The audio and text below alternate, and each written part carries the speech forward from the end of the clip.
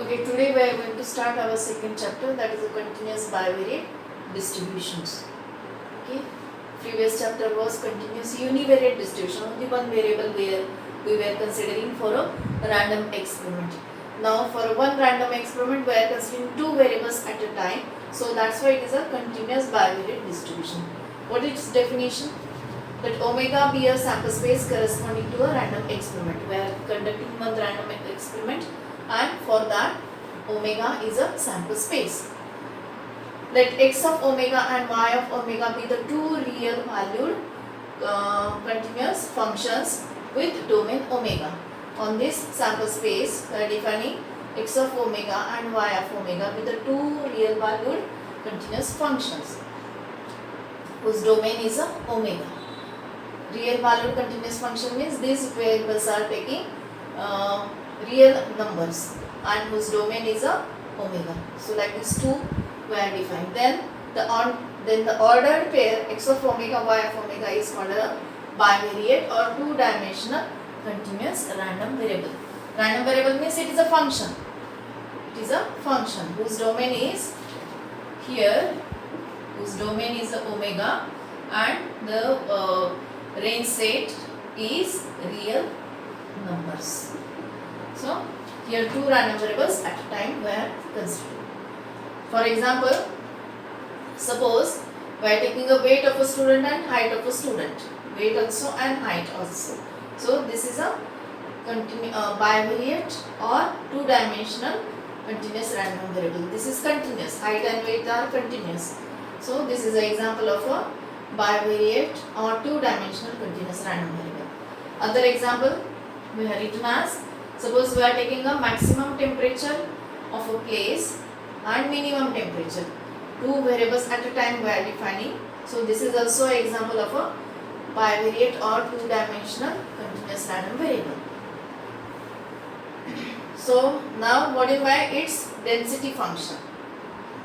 We call it as a joint probability density function. Two variables we are considering, so it is a joint probability density. In case of univariate we say only probability density function, but in case of bivariate we have to say joint probability density function. So a function f of x y is called as a joint probability density function of a bivariate continuous random variable x comma y if these two conditions satisfied. The function f of x y is said a joint probability density function of a bivariate continuous random variable if f of x y is greater than or equal to 0 and double integration of that f of x y is 1. It is just like our univariate. In univariate we write only f of x. Here we have to write f of x y. F of x y. Here double integration we have to take because there are two variables. So that's why double integration we are taking here. If these two conditions satisfied, then that f of x y is said as a joint probability density function of the random variable x y. Now here we have taken one example. We are verifying that whether this function is a joint PDF of xy or not. Okay, we have to check whether this is a joint PDF of xy or not. When we say this is a joint PDF, if these two conditions satisfy. Okay.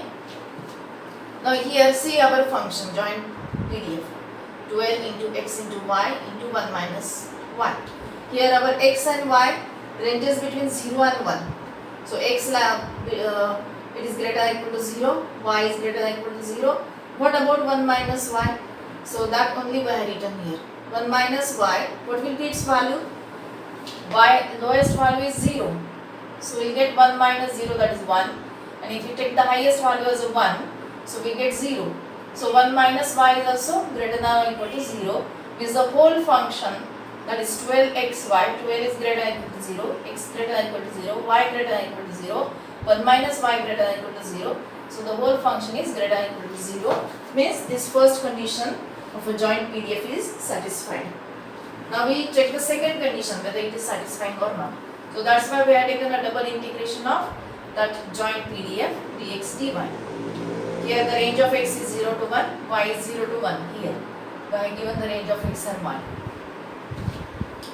Okay, so we have splitted this double integration like this. Integration with respect to x, then integration with respect to y. Okay, so first we are solving this integration from the bracket.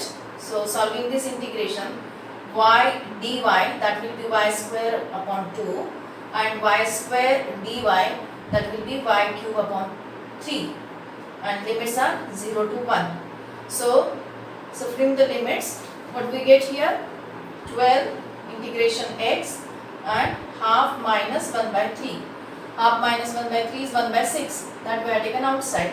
So 12 by 6 integration of x dx. So this is 2.